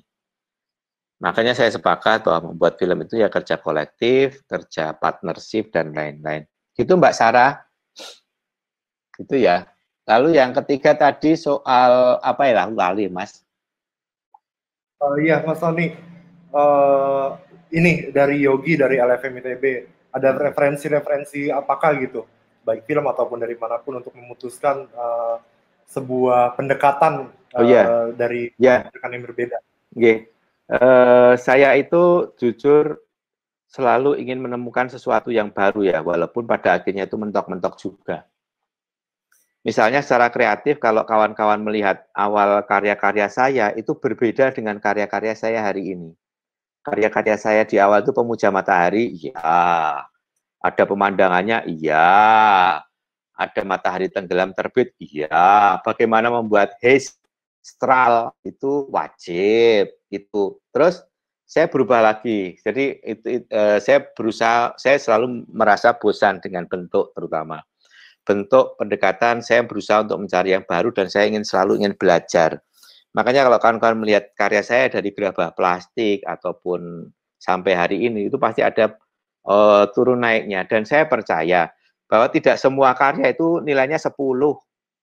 Karya itu ya nilainya 5 nggak apa-apa, tapi prosesnya ya nggak penting untuk saya. Karya itu kadang-kadang nilainya 3 atau 6 ya nggak apa-apa juga. Tetapi dia memberikan satu makna untuk proses pembuatnya itu menjadi penting kalau saya. Jadi kalau kawan-kawan melihat bahwa karya saya gerabah plastik itu berbeda dengan karya saya yang Bulu Mata ataupun The Mangoes ataupun It's a Beautiful Day, itu beda-beda banget. Jadi saya selalu tertantang untuk menemukan satu formulasi kreatif pendekatan estetik yang memang tidak biasa dengan karya-karya yang saya kerjakan sebelumnya. Ini menjadi penting sih, karena kalau kita menjadi monoton dengan bentuk karya, itu kadang-kadang menjadi ngantuk. Makanya biar nggak ngantuk itu kita mencari sesuatu yang baru dengan risiko yang baru juga. Walaupun tingkat pencapaiannya tidak perlu harus 10 terus. Kadang-kadang 2, nilainya 2 ya nggak apa-apa, 3 atau 4. Nah, seperti apa hal-hal yang mempengaruhi proses kreatif saya, ini sebenarnya pernah saya ceritakan kelas waktu festival film Archipel tahun lalu di forum, kalau tidak salah bahwa apa yang saya jalankan hari ini itu sangat dipengaruhi oleh masa kecil saya. Bahwa saya itu sejak kecil sering kali diajak oleh bapak saya itu nonton film ke bioskop. Saya sering kali diajak nonton film yang lucu-lucu, Ateng Iska, Guru Pelawak-Pelawak, terus film India itu yang saya gemari sebenarnya. Film Mandarin. Nah, pola-pola itu yang paling tidak menumbuhkan daya kreatif saya. Jadi saya sangat senang itu menertawakan diri sendiri dan kehidupan ini sebenarnya. Makanya apa yang saya lakukan adalah mencoba hal-hal yang penting untuk kita tertawakan bahwa kita itu sebenarnya konyol hingga hari ini. Itu yang selalu saya rasakan. Dan saya juga lahir dari keluarga yang tidak banyak berinteraksi dengan kesenian sebenarnya. Hanya kakek saya dulu adalah seorang pengerawit, dia mempunyai satu kelompok gamelan pada era-era krisis 65 seperti itu.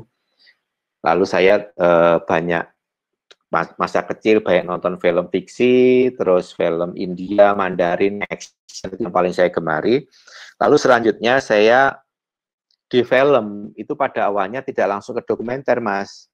Saya itu jelajahnya dulu adalah penata artistik film-film layar lebar, karya sutradara Indonesia lah, ada Gari Nugroho, ada Riri Reza. Saya sempat menjadi penata artistik beberapa film Gari Nugroho, lalu memutuskan untuk didokumenter.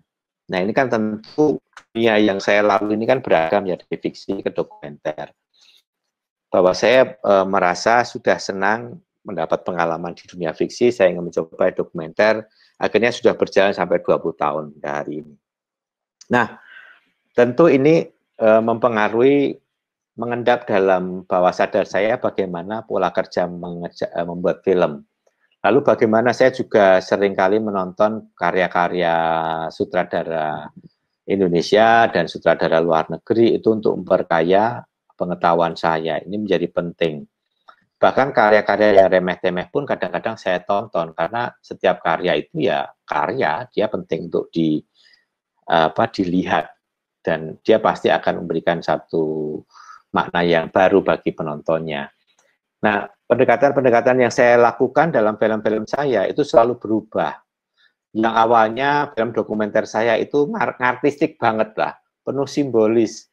Kalau jenengan nanti silakan, kalau ada banyak potongan-potongan pendek film saya di YouTube ya, di Rumah Dokumenter itu ada perjalanan bahwa saya ada fase ketika saya itu senang bermain simbol-simbol, padahal saya nggak tahu maknanya apa. Dalam film Sapardi Djoko Damono tentang penyair itu saya bermain simbol. Setelah sekian tahun saya tonton lagi itu, saya nggak tahu ini maksudnya apa pada waktu itu saya mengerjakan. Saya juga nggak tahu, dan kadang-kadang saya malu. Itu seperti halnya ketika saya dulu kan sering nulis, Mas, sering nulis untuk opini media cetak ya. Jujur saya itu hidup kuliah saya dari menulis di media cetak. Dan saya buat clipping hingga hari ini. Ketika clipping itu saya buka, ketika bicara tentang idealisme mahasiswa itu harus begini, saya tertawa kadang-kadang, kok saya bisa nulis kayak gitu pada waktu itu. Nah ini kan satu perjalanan ya. Jadi kekaryaan saya itu juga memang selalu berubah bentuk, berubah pendekatan. Itu harapannya sih mencari sesuatu yang ideal, tetapi paling tidak bagi saya ini satu temuan baru juga. Temuan baru yang membuat saya lebih bisa belajar tentang banyak hal. Saya tidak ingin misalnya, dan saya tidak bisa memprediksi bahwa karya saya yang di awal sebelumnya adalah nilainya 7, harapannya film saya baru saya ini akan mendapat nilai 8, saya nggak bisa. Mungkin dia menjadi dapat nilai 2 atau 4 ya nggak apa-apa, yang penting saya sudah mencoba sesuatu yang baru.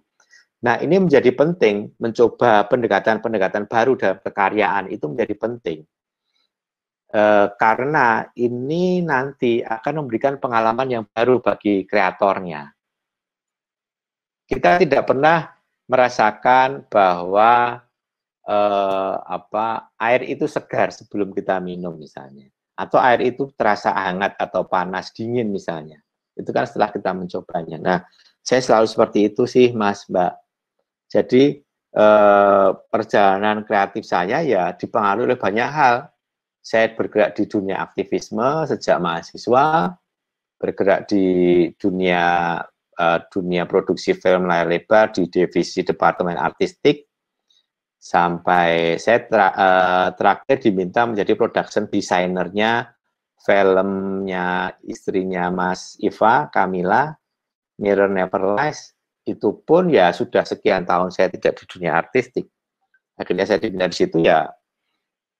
Itulah yang mempengaruhi perjalanan karir saya. Jadi pendekatan-pendekatan artistik itu muncul, itu kalau menurut saya, itu muncul dari endapan apa yang kita respon dari karya-karya sebelumnya, atau dari respon-respon spontan, respon-respon ruang, waktu, kawan-kawan sebelum berkreasi, membuat karya. Itu sih, Mas, paling kira-kira seperti itu ya.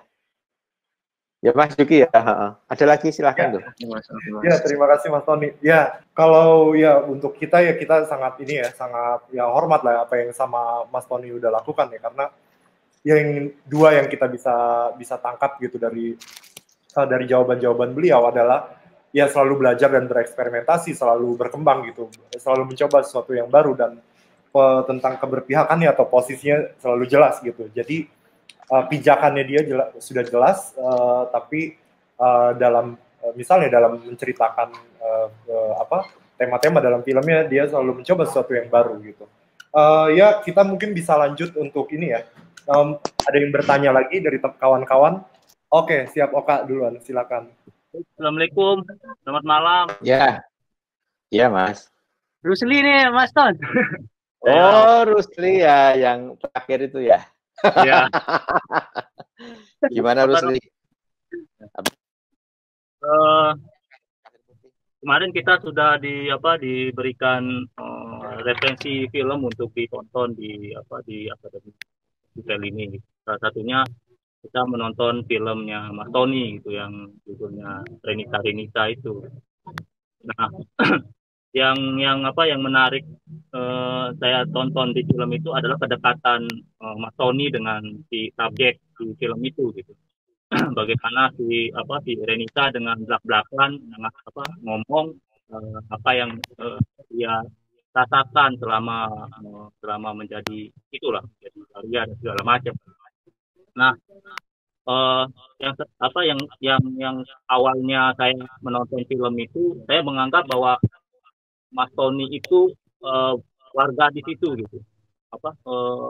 Pokoknya Mas Tony itu udah kenal dekat dengan Renita itu, mungkin satu kampung atau beda kampung gitu.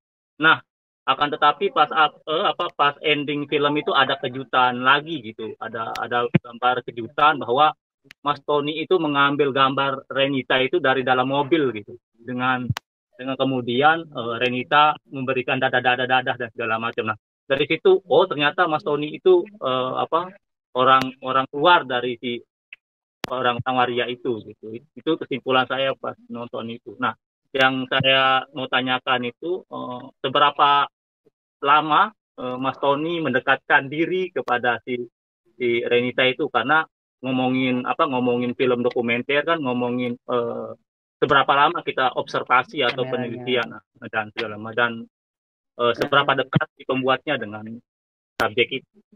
Saya rasa itu Mas Tony. Ya, terima kasih Oka. Ya, berikutnya tadi siapa? Halo. Zainal Arifin dari Surabaya. Ya. Halo. Gini sih Mas. Mungkin pertama-tama mungkin saya mau ngapresiasi dulu sih. Karena film ini membuat saya kaget aja. Dari judulnya Renita, saya pikir menceritakan tentang seorang perempuan. Tapi setelah saya nonton, ya membuat saya terpana sih. Dan salah satu kata yang membuat saya jadi heran juga, ada kata kayak jangan pernah lihat dari kebenciannya, tapi dari keilmuannya juga. Itu yang membuat saya anjing, keren banget nih. Dan yang saya mau tanyakan untuk saat ini adalah, apa sih respon ketika Masnya udah screeningkan film ini ke halayak umum? Karena kalau Masnya bilang di awal bahwasanya dari 2006 pertama kali di launching sampai sekarang kan nggak ada perubahan tentang Waria nih. Untuk pertama sampai sekarang ini, apa tanggapan penonton setelah menonton film yang pernah Mas dapetin dari penonton selain saya semuanya gitu? Oke, terima kasih. Ya, terima kasih Zainal. Ada lagi yang lain? Oke, ya, halo, 1, 2. Oke, ya, siap. Ya, silakan. Soal riset, saya kira tidak tergantung dari berapa lama waktu yang dibutuhkan ya. Memang benar, saya pernah melakukan riset selama 3 tahun untuk satu film. Tetapi saya juga pernah melakukan riset untuk, tidak pernah riset sebelumnya lalu membuat film. Itu juga sering saya lakukan, terutama untuk wilayah-wilayah konflik ya, daerah-daerah konflik. Nggak mungkin kita bolak-balik hanya sekedar riset, datang ke lokasi konflik, deg-degan, pulang lagi, nanti deg-degan lagi, mau datang lagi, kan problem juga. Jadi kadang-kadang saya tidak ditentukan oleh berapa lama kita bisa mendekati subjek. Nah, satu hal yang menjadi patokan saya ketika riset adalah, itu bagaimana kita bisa menciptakan hubungan yang cukup baik, relasi yang baik dengan subjek kita. Bagaimana, jadi kalau saya selalu mengasumsikan bahwa waktu riset itu tidak ditentukan oleh berapa lama, tapi bagaimana kita bisa membangun hubungan. Ketika kita pertama kali ketemu orang, tentu tidak langsung menyaman, tentu tidak langsung bisa akrab dan lain-lain. Itu yang terjadi dan yang saya alami ketika melakukan banyak riset film. Tetapi pentingnya riset di sini adalah kita bisa membangun kepercayaan, bahwa dalam setiap bangun kepercayaan itu pasti akan ada rasa saling nyaman. Ketika ada kepercayaan yang tinggi, lalu ada kenyamanan saya ketika membuat film. Ketika tidak ada kenyamanan, ya pasti filmnya nggak jadi. Jadi bagaimana kita mengelola hubungan dengan subjek film itu terjadi lewat riset. Jadi waktu riset itu tidak menjadi patokan ya. Yang penting bagaimana kita bisa mengembangkan hubungan-hubungan itu. Misalnya ketika dalam film Renita, saya lebih concern pada bagaimana saya bisa mengembangkan hubungan itu. Karena kadang-kadang hubungan pembuat film dan subjeknya itu seringkali disalahpahami. Saya selalu berpikir bahwa apa yang subjek-subjek yang saya filmkan itu pada akhirnya kita berkenalan, lalu muncullah rasa empati, lalu setelah empati, simpati, lalu muncul rasa kedekatan, lalu pada akhirnya ketika jadi film itu persaudaraan sampai hari ini. Itu hubungan-hubungan yang seringkali saya kelola ketika setiap kali saya membuat film. Jadi tidak pada waktu, tapi bagaimana kita bisa membangun hubungan itu yang bagus lah. Nah, pertanyaannya adalah, kan waktunya pendek, bagaimana Anda bisa melakukan itu dalam waktu yang sangat pendek? Satu hal yang saya nggak tahu, mungkin ini juga kawan-kawan punyai, saya lebih sering mendengar daripada bicara sebenarnya. Karena dengan mendengar, saya lebih banyak bisa berpikir tentang banyak hal. Jadi saya seringkali tidak, saya lebih banyak mengamati ketika riset, Saya lebih banyak mendengar kisah orang, lalu mencoba untuk merelasikan dengan statement film yang saya punyai, baru kemudian saya menuliskannya menjadi satu statement ataupun cerita. Jadi patokan riset itu sangat relatif. Tetapi waktu riset itu juga sangat relatif, dan pengalaman-pengalaman saya, 3 tahun pernah saya lakukan untuk satu film, langsung ke lokasi tanpa riset pun saya dengan tim besar datang ke lokasi juga pernah saya lakukan. Artinya ketika saya datang dengan 7 orang kru ke satu lokasi konflik misalnya, tanpa riset, itu apa yang terjadi? Apa yang Anda bayangkan misalnya? Betapa tekanannya kan luar biasa. Saya harus mencari subjek, saya harus menemukan cerita, saya harus menulis, dan lain-lain. Sementara kalau tidak cepat mengambil keputusan itu, bubar kabeh semuanya. Itu sudah pernah saya lakukan ketika membuat film Serambi di Aceh 2 minggu setelah tsunami. Lokasinya di Melaboh. Itu. Jadi tiba-tiba saya harus datang ke sana dengan kru besar. Kalau nggak cepat-cepat syuting, itu argonya muter terus. Sewa alat, makan, hotel, dan lain-lain seperti itu. Jadi soal waktu berapa lama itu relatif ya Mas ya. Yang penting kita mempunyai perspektif dulu ketika melakukan riset, dan riset kan akan berakhir ketika film itu selesai. Untuk dokumenter pengalaman saya seperti itu. Saya melakukan riset dari tahap praproduksi hingga pasca produksi. Riset baru saya katakan selesai. Tetapi selama waktu riset itu akan ada banyak perkembangan, maka waktu riset akan sangat relatif di sini. Yang paling penting adalah menemukan formulasi kedekatan dengan subjek sih, itu Mas. Itu ya tadi Mas Mas Rusli ya. Terjawabkah? Oke. Ya. Yang kedua tadi soal ya Mas ya, apa lali aku. Ini Mas dari Zainal tentang gimana respons respon ya. Ya, saya itu kan membuat film Waria itu sudah ya sorry, sepertinya Mas Tony terputus lagi. Sebentar kita tunggu beliau untuk connect lagi. Mungkin saya coba mereview dulu ya dengan materi yang kali ini sambil menunggu Mas Tony untuk masuk lagi.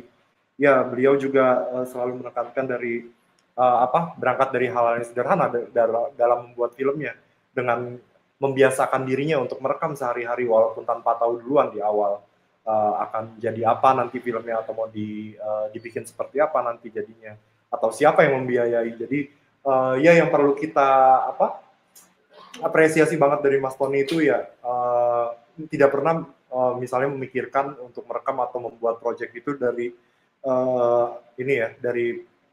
dari pijakannya dulu, dari duitnya dapat dari mana gitu.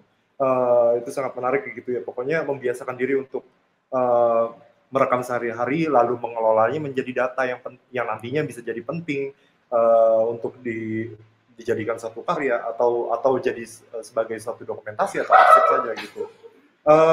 Halo Mas, sudah masuk. Siap Mas Tony, silakan. Refresh ya, saya ganti tadi.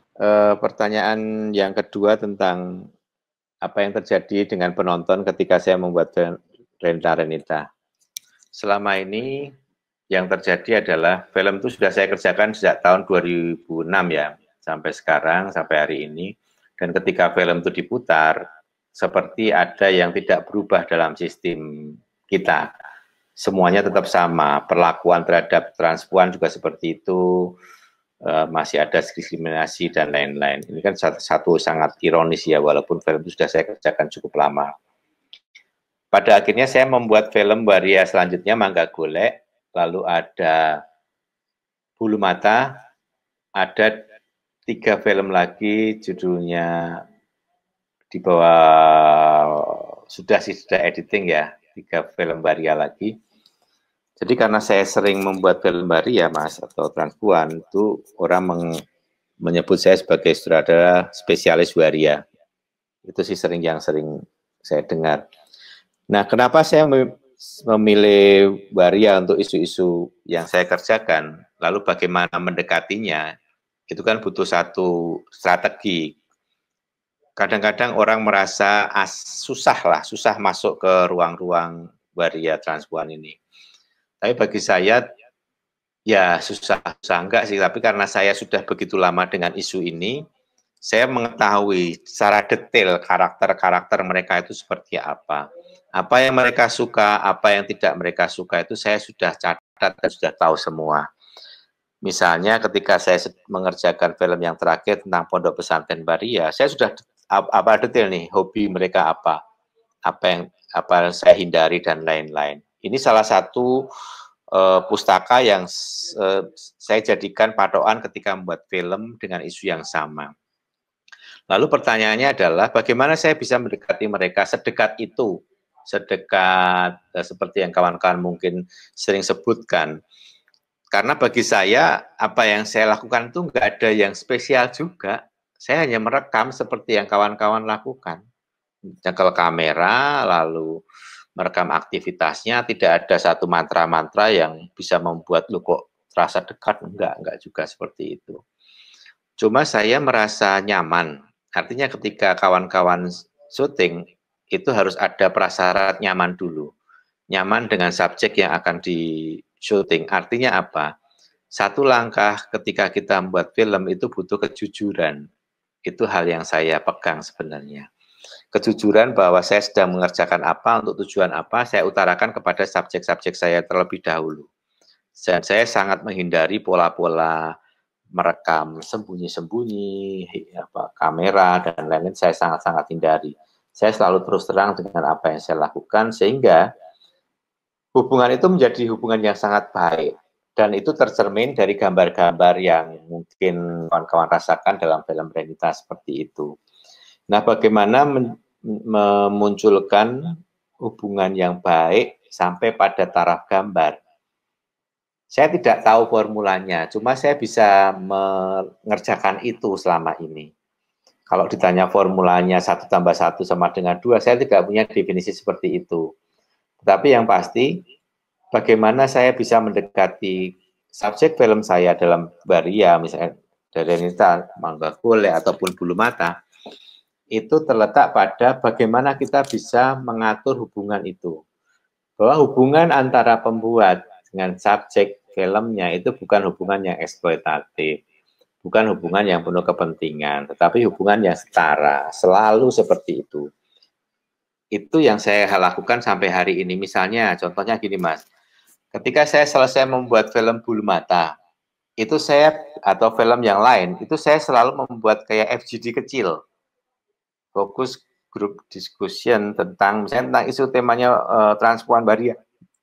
Saya mengundang kawan-kawan Baria beberapa dulu, 10 orang, 12, untuk diskusi tentang apa yang sedang saya kerjakan, yang sudah saya edit. Sebelum saya putar di ruang yang lebih besar. Saya selalu seperti itu, mencari apa yang kurang, karena saya juga sedang belajar. Nah, proses ini menjadi penting sebenarnya, pola-pola pengumpulan opini dari perspektif yang lebih dalam karena tentang yang saya angkat tentang mereka, dunia mereka. Nah, cara-cara ini sering saya lakukan. Tapi kalau ditanya bagaimana bisa begitu dekat dengan karakter dalam film-film yang saya kerjakan, saya tidak tahu. Mungkin saya tidak bisa menjawab, tapi saya bisa mengerjakan. Ya, itu ditanya seperti itu. Itu sih, Mas. Kalau masih ada lagi yang ingin bertanya pada Mas Tony? Oke, Robi, ya. Silakan sebut dari mana asalnya. Bang, dari Sindikat Cinema di Samarinda. Oke, ya. Ini Bang Tony kan udah sebelum ini kan banyak terlibat di film industri fiksi, yang tepatnya fiksi ya. Nah, sebenarnya apa yang nggak didapat di produksi film fiksi sama produksi film dokumenter, sehingga udah puluhan tahun nih pilihannya lebih settle di dokumenter. Apakah jadi filmmaker dokumenter itu cukup untuk bertahan hidup atau gimana Bang? Ini pertanyaan yang menarik. Ya, karena menarik ya, itu pasti jadi pertanyaan gitu. Ya, okay. Maksudnya kalau di itu bagian artistik kayak Mas Tony sudah cukup ada nama ya berarti ya. Sudah bekerja sama dengan beberapa sutradara-sutradara yang mapan di industri itu. Atau masih ada yang mau bertanya? Kalau tidak langsung ke Mas Tony untuk menjawab, silakan. Terima kasih Mas. Jadi saya mengawali karir itu sebagai periset dan penulis skrip, juga penata artistik untuk film-film Gari Nugroho, Bulan Tusuk Ilalang, Daun di Atas Bantal, Puisi Tak Terkuburkan, terus kalau layar lebar sekarang ya terakhir Mirror Never Lies filmnya Kamila Andini. Dan untuk film yang kedua kemarin saya juga ikut membantu yang Sin Ansin untuk risetnya di Bali. Lalu pertanyaannya adalah itu untuk sutradara ada Risa juga Marceli Sumarno, sutradara fiksi yang sudah pernah saya ikut kerja tim dengan mereka. Nah, apa yang tidak saya dapat di film fiksi sebenarnya saya mendapatkan banyak hal di fiksi. Karena justru pengetahuan dasar saya itu dari fiksi, baru kemudian masuk ke dokumenter secara intens. Tetapi ketika mengerjakan film fiksi, pada waktu itu saya sudah riset untuk beberapa film dokumenter juga. Film dokumenter Gari Nugroho juga, tentang anak jalanan dan lain-lain, saya kerjakan sebelum saya masuk ke fiksi, kemudian memutuskan ke film dokumenter. Film fiksi bagi saya memberikan banyak pengetahuan artistik ya, bagaimana pola kerja itu terjadi, hubungan-hubungan di dalamnya, lalu bagaimana cerita itu bekerja, bagaimana kreativitas itu berjalan dengan polanya sendiri ya, yang tentu berbeda dengan dokumenter. Ya, itu menjadi satu bahan kerangka kerja saya juga. Akhirnya ketika saya melangkah ke dunia dokumenter, itu jujur jauh dari apa yang saya peroleh di film fiksi. Di film dokumenter itu tidak banyak pemainnya, pelaknya kan juga nggak banyak, tidak terlalu banyak, tidak seperti film fiksi. Dunia dokumenter itu mungkin masih sepi ya pada waktu awal-awal akhir 90-an lah, pertengahan 90-an. Nah, mulai sejak itu saya menemukan dokumenter sebagai satu hal yang menarik karena unsur spontanitasnya ya. Itu pertama. Yang kedua, saya itu selalu, tapi saya nggak sepakat bahwa pembuat dokumenter itu selalu berangkat dari hal yang kegelisah dan lain-lain. Saya sih nggak terlalu sepakat sekali. Tapi yang pasti dokumenter membuka ruang yang lebih luas untuk menceritakan banyak hal yang selama ini tidak pernah terekspos di media yang lain. Misalnya, tidak semua isu-isu di film dokumenter itu yang terangkat dalam film fiksi layar lebar. Itu yang terjadi. Jadi saya tertarik di situ. Karena saya selalu tertantang untuk belajar kebaruannya. Misalnya saya bulan ini membuat film tentang pertanian, saya harus belajar tentang isu lingkungan. 3 bulan lagi membuat film tentang dunia transpuan, saya belajar tentang dunia transpuan. Itulah yang selalu saya kerjakan dan itu membuat saya senang. Nah, pertanyaan berikutnya adalah apakah dunia dokumenter itu cukup menghidupi? Ya, buktinya saya masih hidup sampai hari ini. Setelah sekian tahun di dokumenter, saya tetap hidup. Artinya apa? Dokumenter bisa menghidupi pembuatnya ketika dia cukup mempunyai keterampilan yang beragam. Dokumenter bagi saya, ya dia bisa menghidupi saya. Tapi saya juga punya penghidupan yang lain.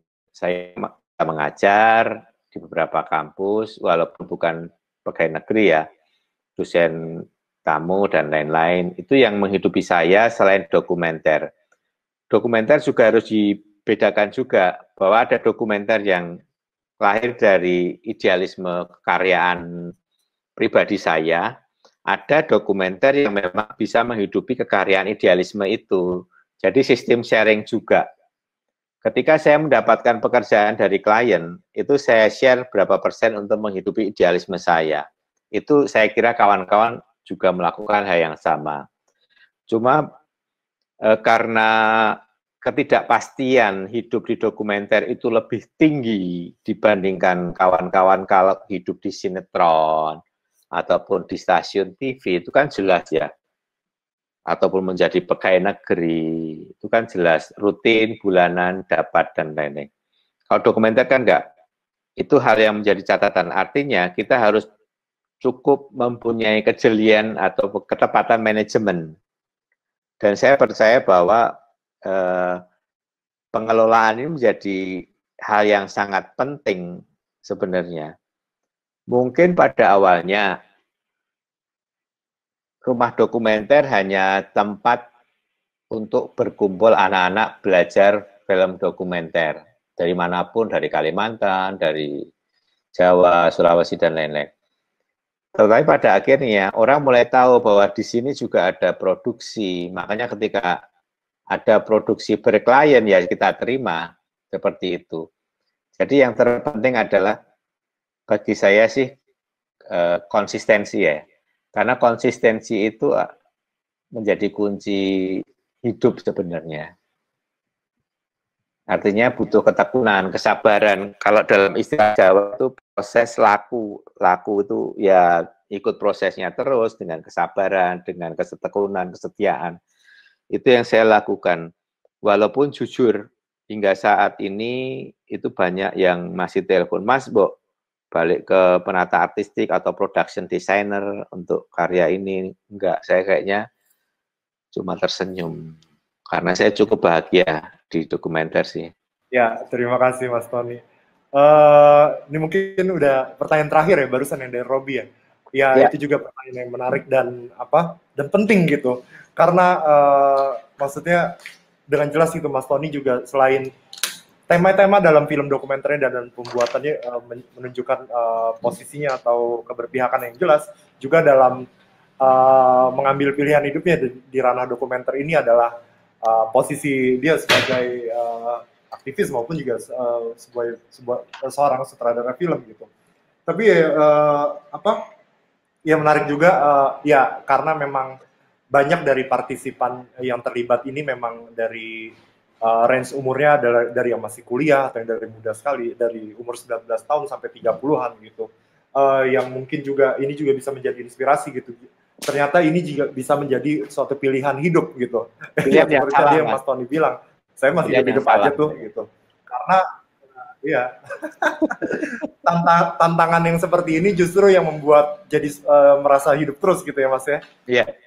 Ya, diikuti dengan konsistensi yang nantinya dan ketekunan yang nantinya akan menjadi profesional gitu. Ya, di bidang yang ditekuni itu. Gitu. Ya, Mas Tony Trimarsanto, terima kasih banyak atas sesinya hari ini dan juga kepada kawan-kawan semua. Ya,